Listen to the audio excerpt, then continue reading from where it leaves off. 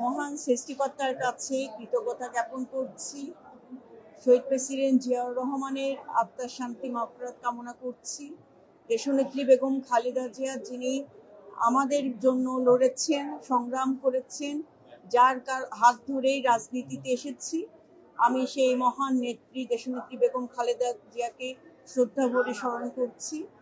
আমাদের সকলের নেতা, বিএনপি সম্মানিত চেয়ারপারসন, বাংলাদেশ গণপ্রজাতন্ত্রী সরকারের মাননীয় প্রধানমন্ত্রী জনাব তারেক রহমানের কাছে আমি কৃতজ্ঞতা জ্ঞাপন করছি।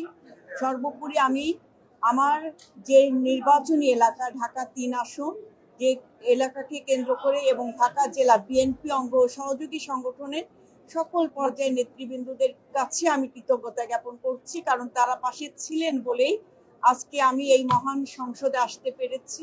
তারা আমার সাথে সংগ্রামের প্রতিটি পথে ছিলেন এবং অনেক নির্যাতন জুলুমের পরেও আমরা যে মানুষের কথা বলতে এসেছি, এখানে আমরা শুধু একটা আসনকে নয়, আমরা পুরো বাংলাদেশকে রিপ্রেজেন্ট করব, যেখানে মানুষ, নির্যাতিত নিপীড়িত মানুষ তার কথাগুলো বলতে পারে না, অসহায় নিপীড়িত মানুষের কথাগুলো আমরা সংসদে বলবো এবং যথাযথ আইন প্রণয়নের মাধ্যমে এই সকল সমস্যার সমাধান হবে।